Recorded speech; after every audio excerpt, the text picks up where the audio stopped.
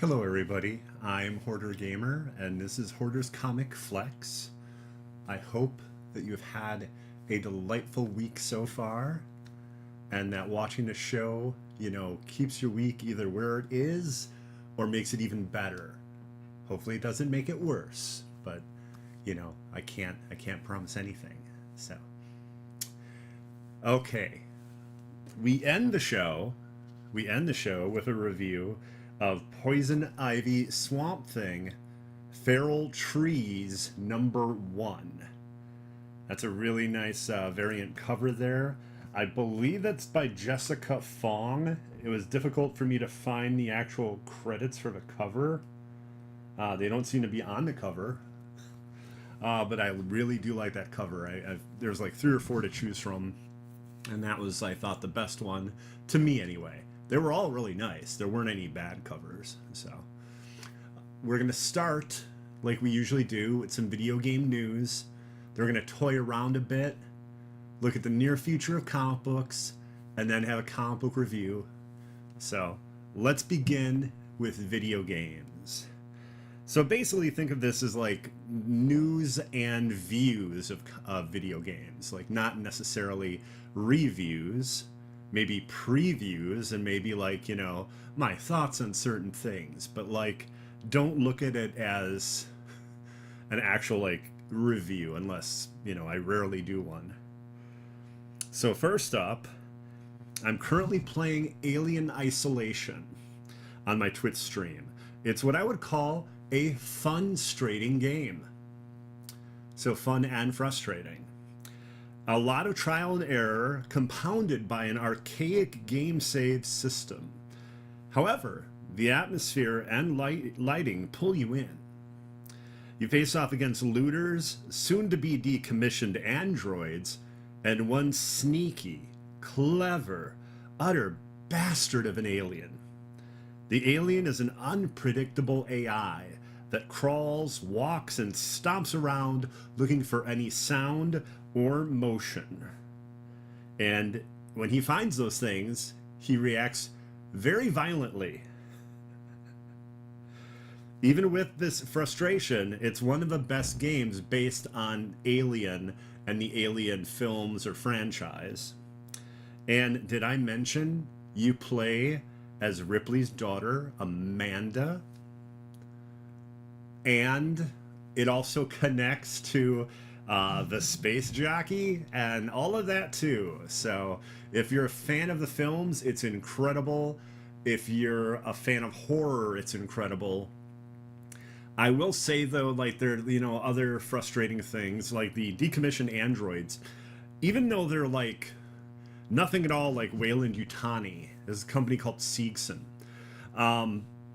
They're still insanely difficult to defeat.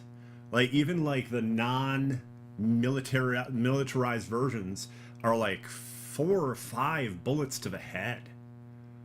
You end up getting like a stun stick that gets charges, but that doesn't seem to do much either. Although the game doesn't really tell you exactly how to use it. You just sort of grab it. And I'm expecting it works the same as your other melee item that you find real early in the game. I could be wrong. But yeah, androids are very frightening because all of a sudden you'll see one and you don't want them to see you. You constantly want to peek around corners and don't just like stand up or something like that. Once they see you, they will, basically investigate, and, with their creepy monotone voices, you can hear them say like, "You don't belong here," and all these other, scary things. And you're like, oh my god. Once they see you, they will grab you. If you try shooting at them, they will like go into like almost immediate, like a murderous type of mode. Okay, so keep that in mind if you shoot at any of them. Otherwise, they kind of grab you, tossle you around a bit, and if you have full health and you're playing on like normal difficulty, it'd probably take about 3 encounters with them, so it's not too bad.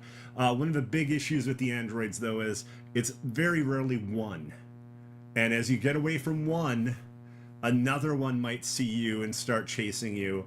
That's where things get very dangerous and very deadly quickly. There are also certain parts where you deal with the androids and the alien at the same time. So trying to avoid dying then is incredibly difficult. But again, it pulls you in. You know, it has something that like just about all the other Alien games don't. It also has this like sense of like despair.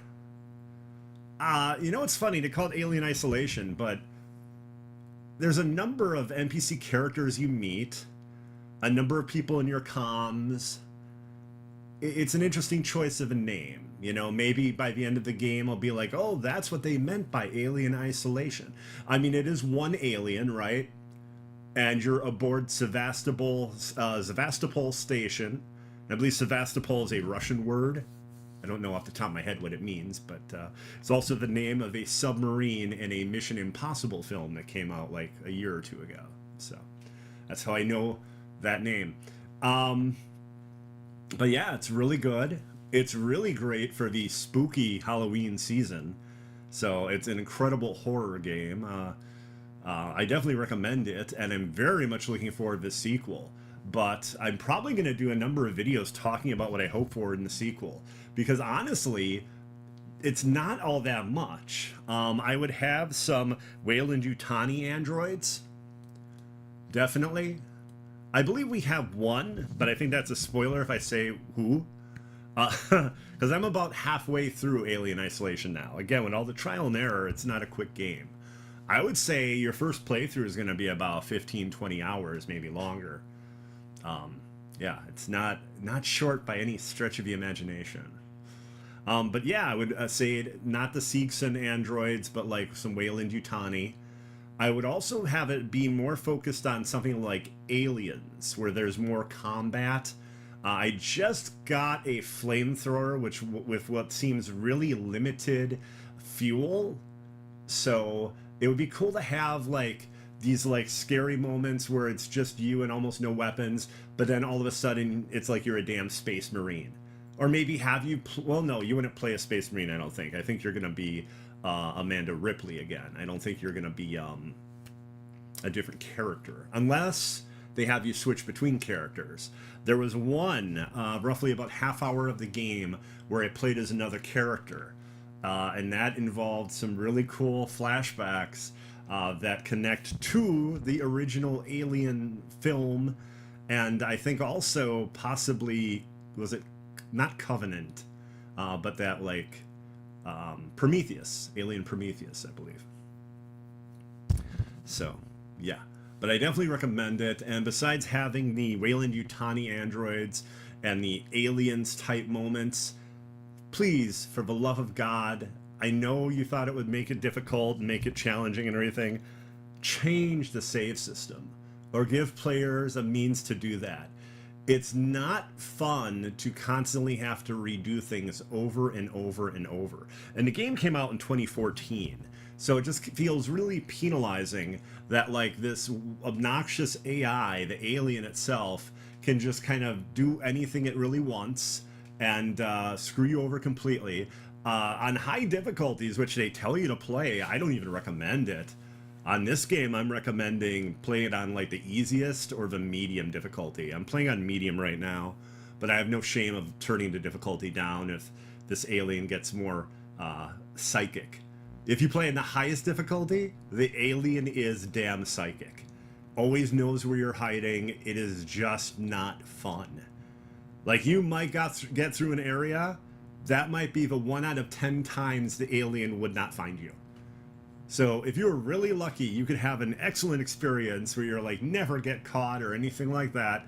But that's not exactly what the normal experience is for a player of Alien Isolation. Okay, so we've covered that. Now, Dragon Age the Veilguard. Basically, it's been getting incredible reviews and its share of controversy from Grums and other jerks of his ilk. A number of critics have stated that this installment is some of the best side missions yet, and that almost every side mission deepens the connection between Rook, your character, and the team that you build. And I look forward to playing it on Friday. I think it looks really cool. So, one of the issues I have with Grums and again the his ilk is basically that they will just take a 2-minute scene from a game and use that to not only shit can the game, but they'll do that in order to you know, like go against something, say that, you know, any type of you know, support of LGBT, like it's just so poorly veiled, this this grifting. It's just really pathetic. It's truly pathetic. So I mean, I as a writer myself, I will say that the 2 minutes of dialogue that's going around involving a transgender character, yes, I would use the term cringe. It does not sound natural, just the way the dialogue goes, but it's a 2-minute scene. Out of context, with everything this character has gone through in the game. So, you know, I'm definitely giving the game a chance. Why wouldn't you? You know? I mean, and if you have issues with like LGBT or something, why? Life is short, people. You know, I just don't get it. Ignorance and hate, you shouldn't have time for it. We don't have time for it, to be honest with you. Oh well. We're always just going to have people that are going to freak out that some people like to use pronouns. I guess. I don't know. You know? It's sad. It's truly sad and it's pathetic. Okay. Now, Path of Exile 2. Early access has been pushed back 3 weeks due to anxiousness over the servers and a coordinated launch between PC and console.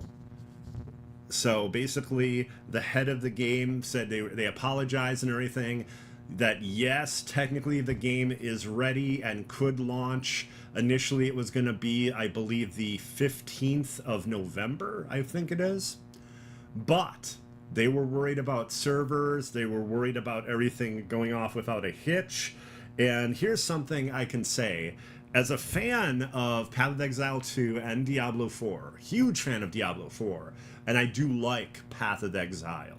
So I am very much looking forward to Path of Exile 2, and everything I've seen looks great, okay? Here's the thing, though. I've played a number of games as a service.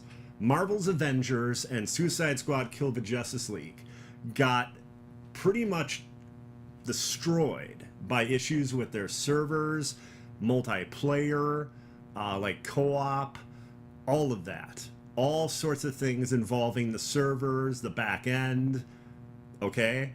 Really bad. And in the case of just both of those games, never quite recovered.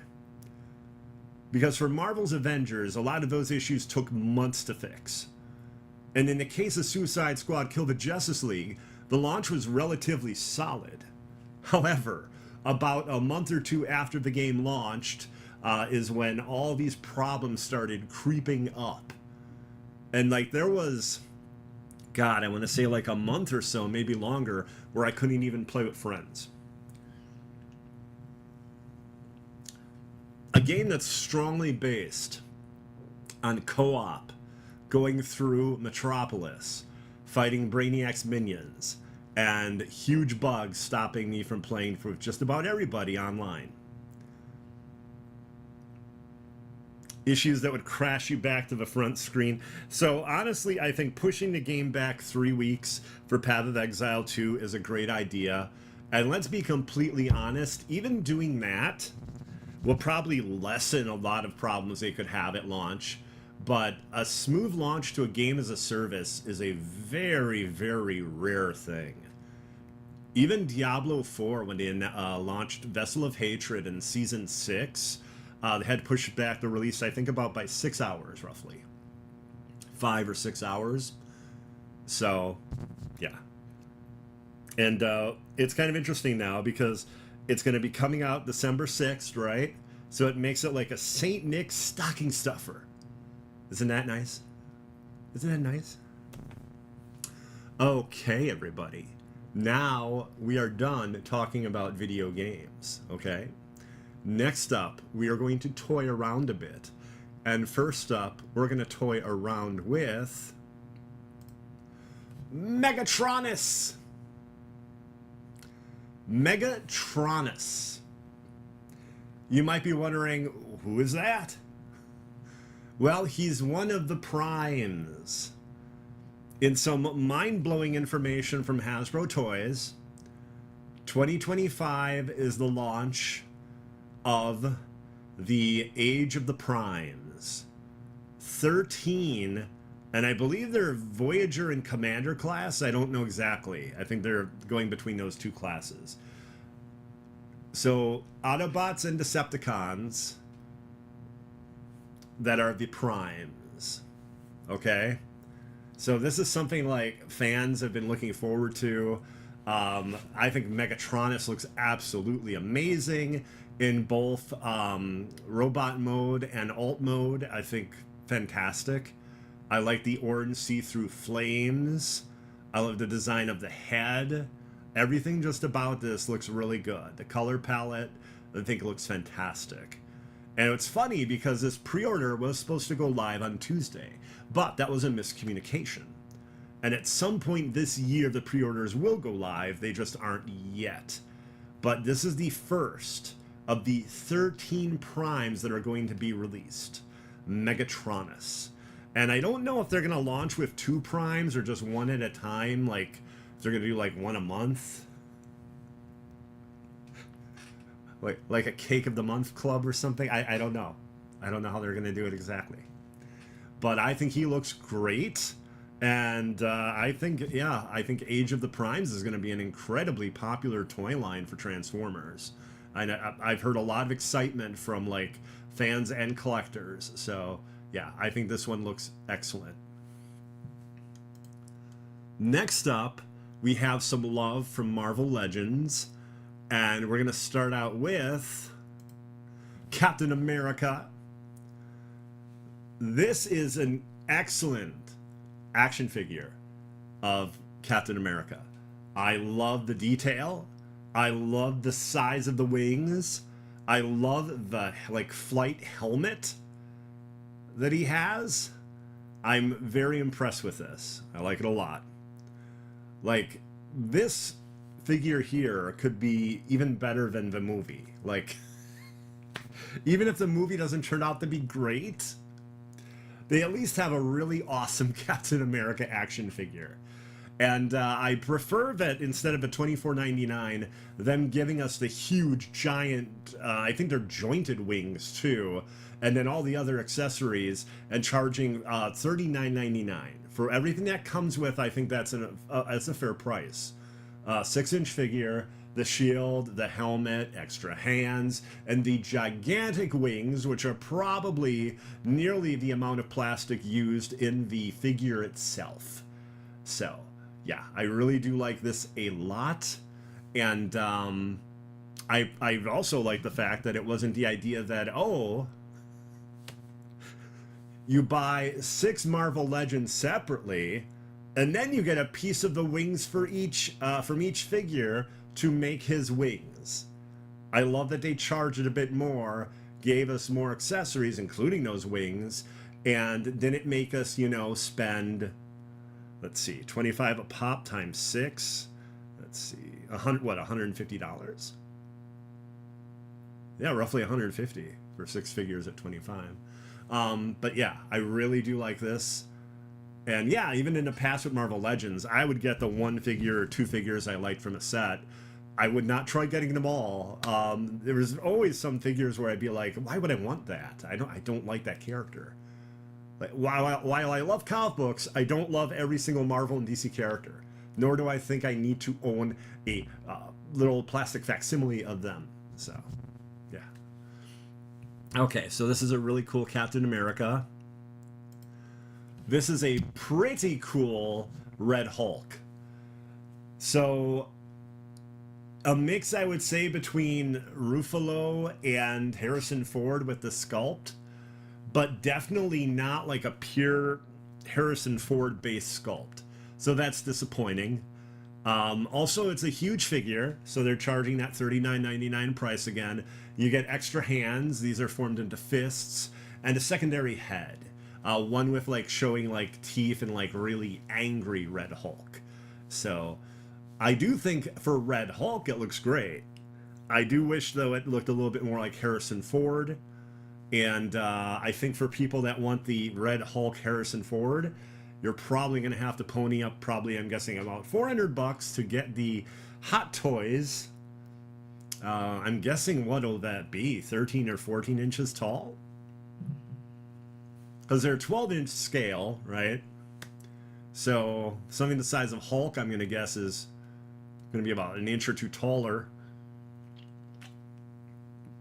And probably around $400 because that's similar to the price Thanos was from Hot Toys. The detail will be ridiculous.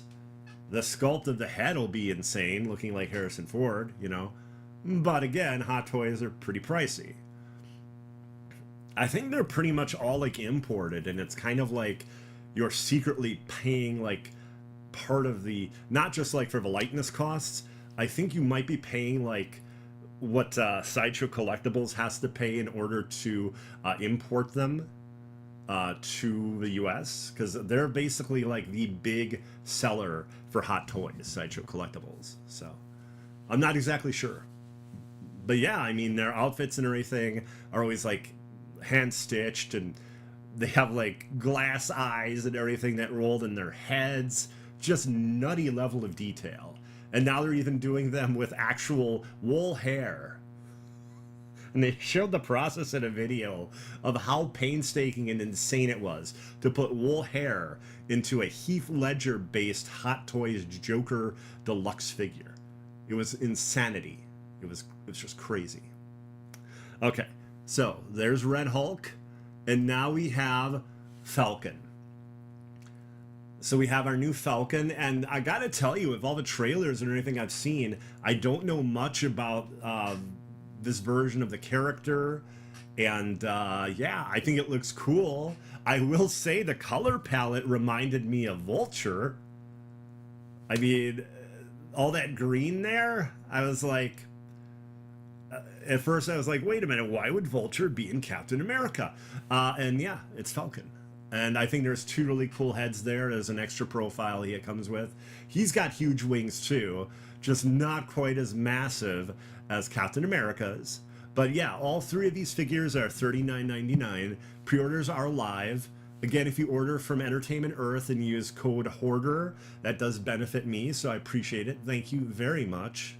But yeah, you could also go like to Amazon, Big Bad Toy Store, you know. I think also Hasbro Pulse has them as well.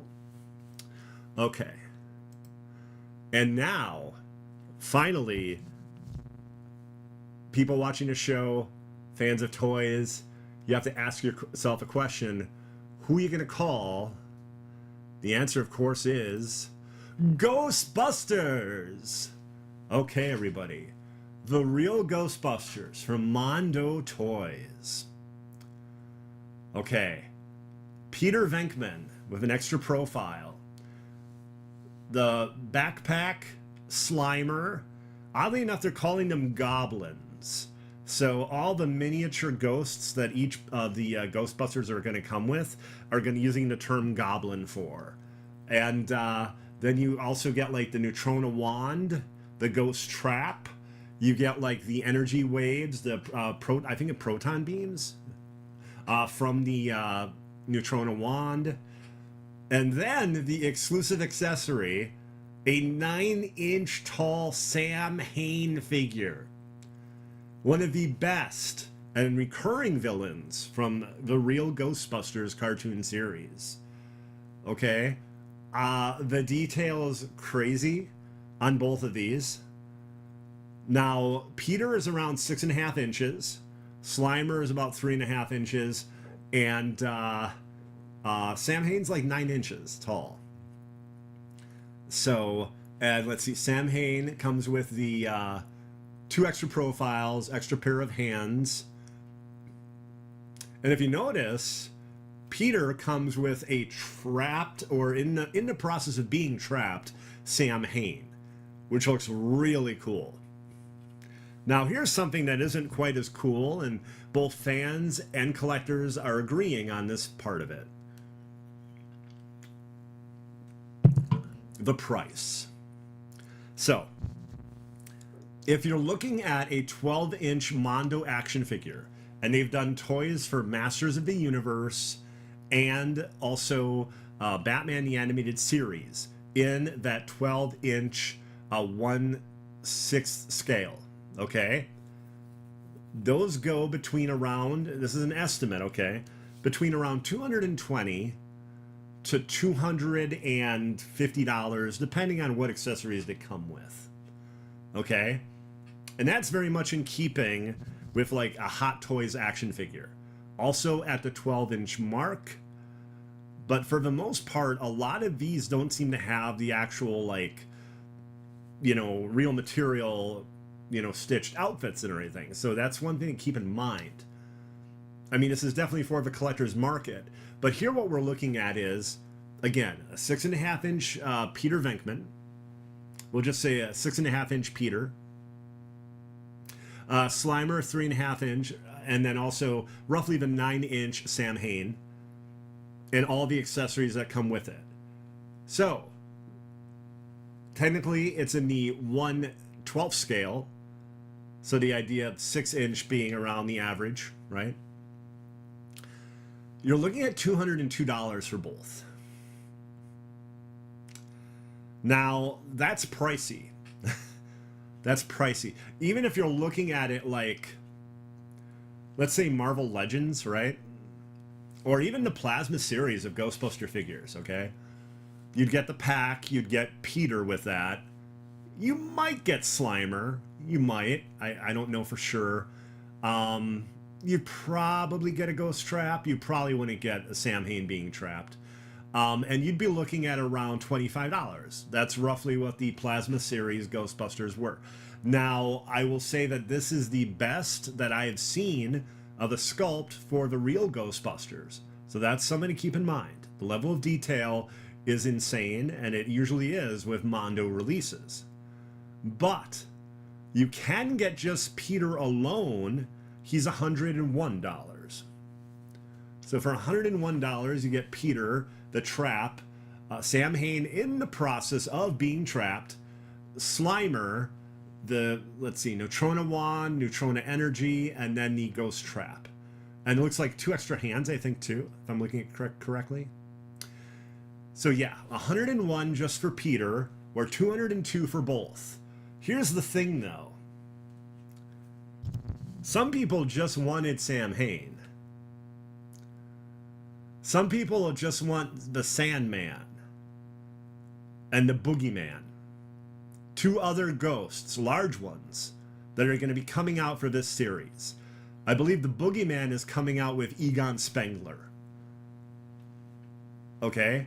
And people were like, oh, these look great when they showed them. I want to say it was at, I want to say it was New York Comic Con, or was it San Diego? I think it was New York. And, yeah, you just can't. You just cannot buy, apparently, the Ghost separately.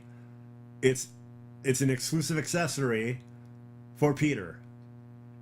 So, your choice is 101 for a Peter, or 202 for Peter and Sam Hain, and everything Sam Hain entails. So, yeah. I think it's pricey. I think it's really cool. But one thing else to consider, everybody, if you want all 4 of those Ghostbusters, then you're looking at like $800 and like roughly $808.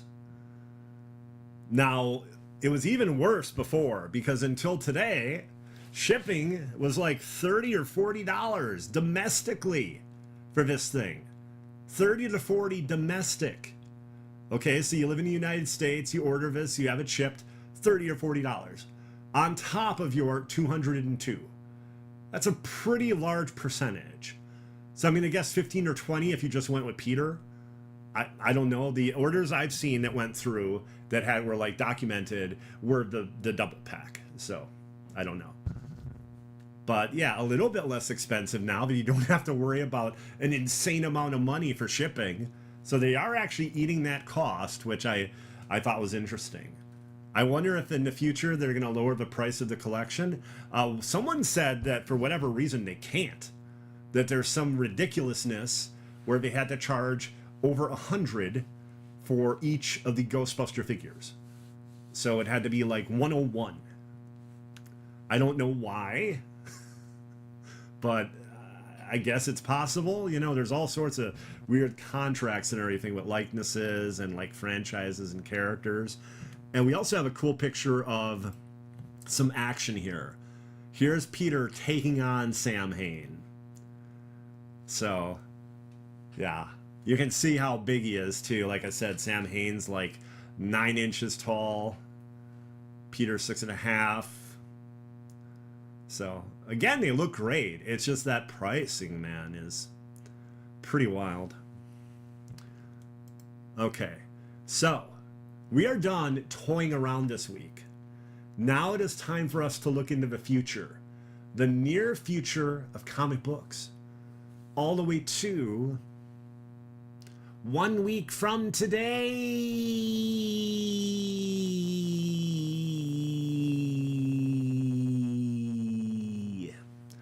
Okay. And first up, we have JSA #1, Justice Society of America, written by one of my favorite comic book writers, Jeff Lemire, #1. This is a very big deal. It's going to be one of kind of like the flagship books coming forward from DC Comics. And I even took a picture of the synopsis because I do not know the name of every character in the JSA. I know a lot more about the Justice League than I do the Justice Society of America.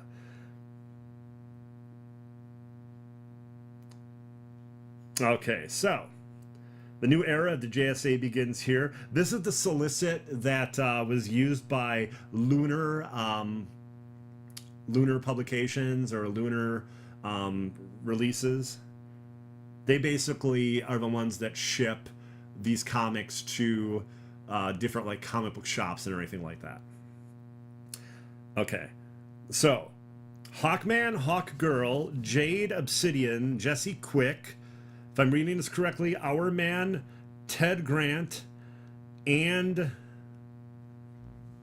Sandman. I'm sorry, the phone's doing something weird and I thought it was completely freaking out and I was getting nervous. Sorry. When you do a live show, crazy things will happen. Okay. But the whole idea is basically, does their whole idea of justice, which is, you know, a little bit like Silver Age, more like, is that going to work in a modern world after everything that happened with the Absolute Power story arc in DC Comics?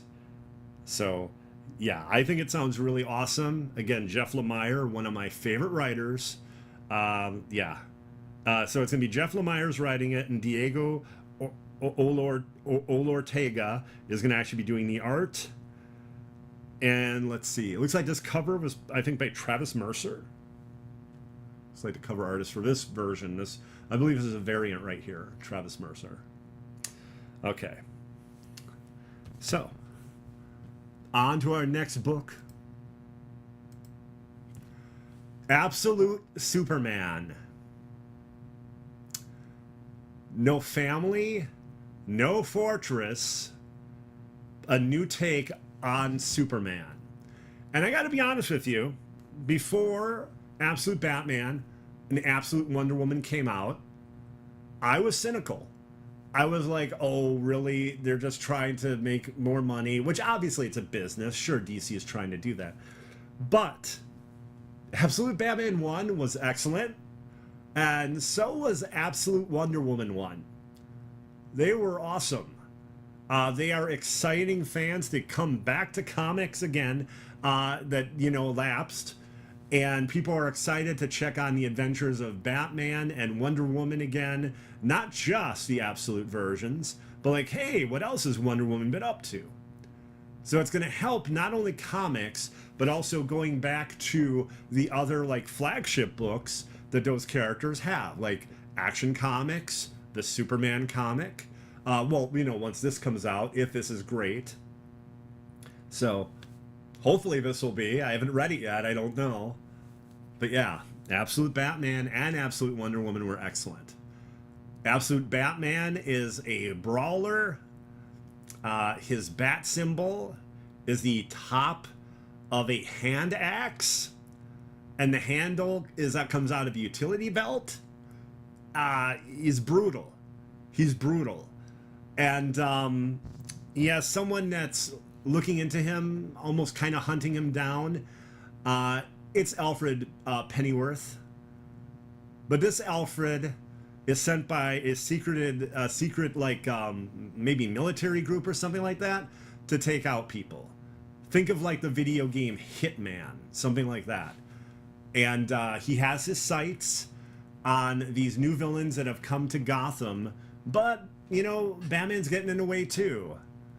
Also, there's this really interesting connection between Bruce and most of his rogues gallery, knowing him and being friends with him when he was younger. Really a lot of cool stuff going on in Absolute Batman. In Absolute Wonder Woman, instead of being on Paradise Island, Diana's raised in hell by Circe. And that's as awesome as you think it could possibly be. And she has magic powers, and she's also brutal as hell. So I'm wondering, will this Superman also be brutal as hell? Will that be the through line of all three books? But yes, those other two are great. I'm very much looking forward to reading this.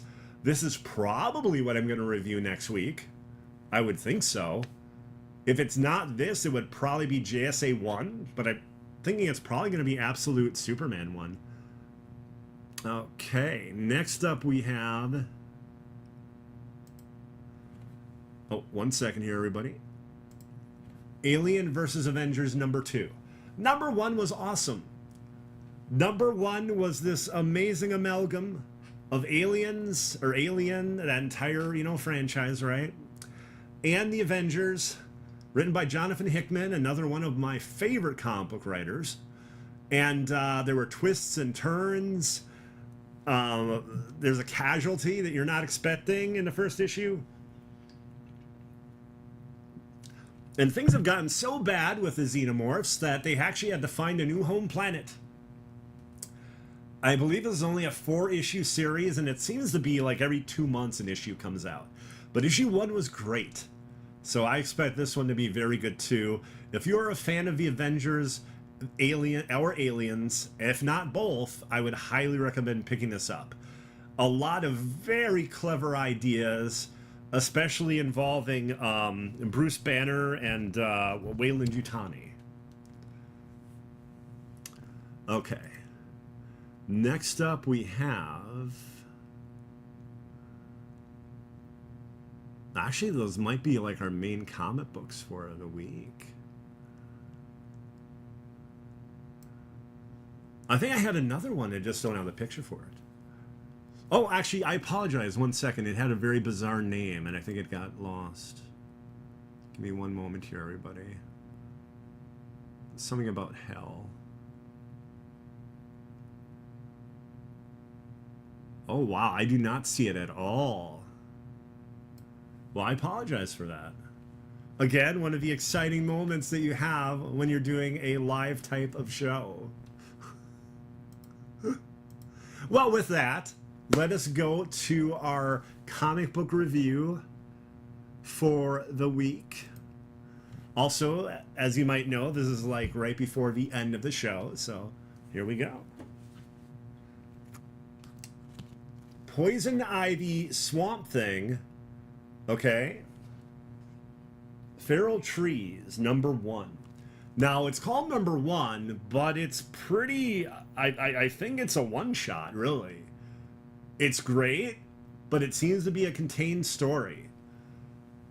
So all of a sudden, people and pets, at least 5 people, are found dead in the forest and missing.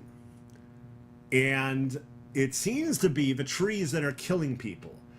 So at first you might be worried, is this like The Happening or something like that?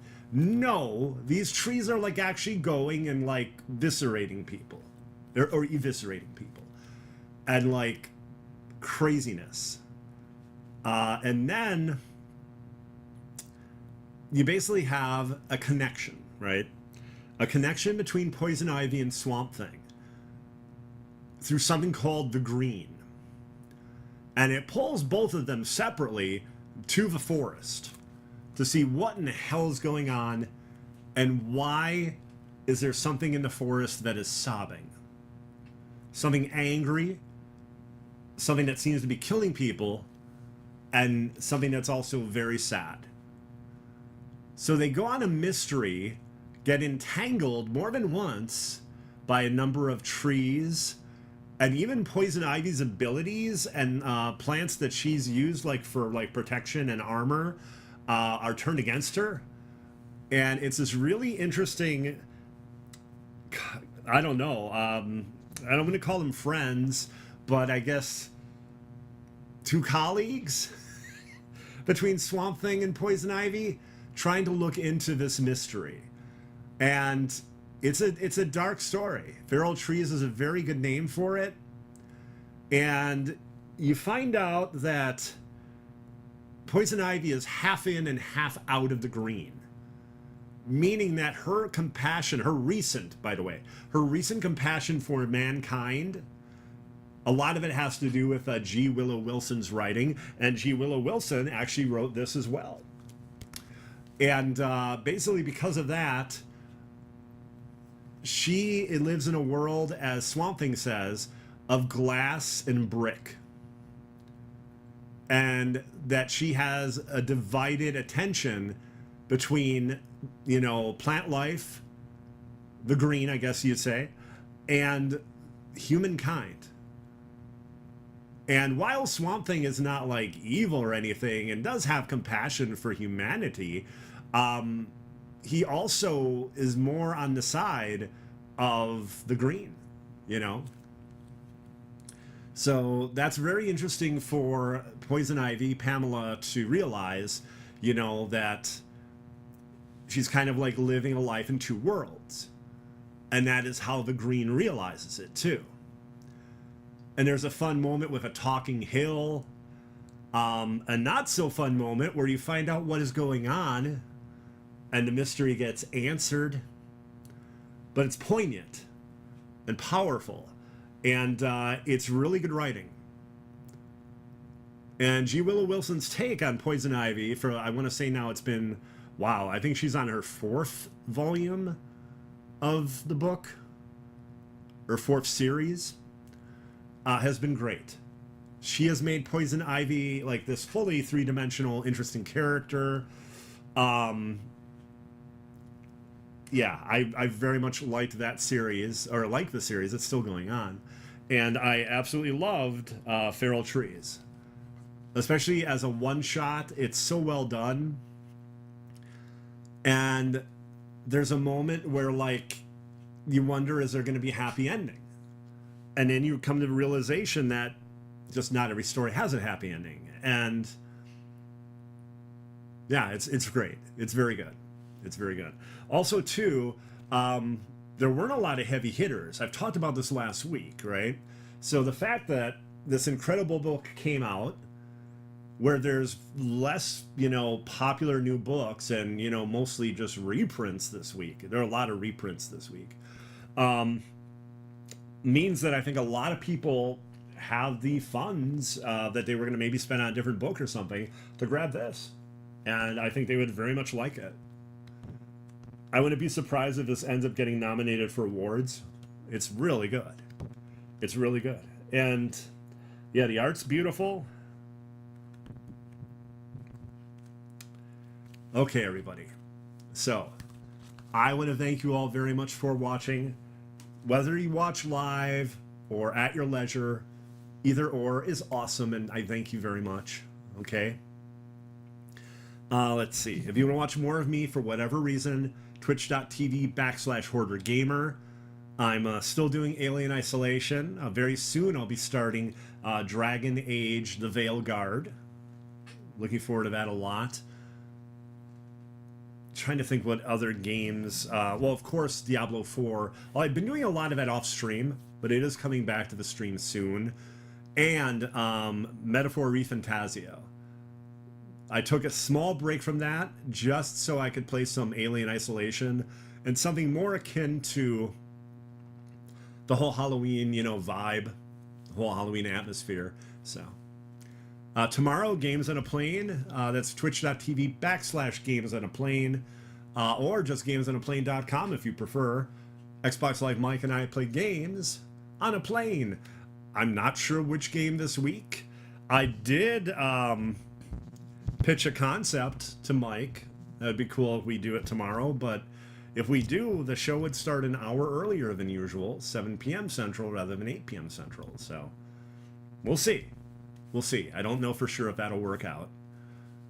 I want to thank everyone again very much for watching. If you like the show, feel free to sub or give a like, whichever you like. Or tell anyone else, that you think might enjoy the show about comics, games, and toys. And a goofy 47-year-old man-child that brings it all together. Thank you very much, everybody, and have a good one. Bye-bye.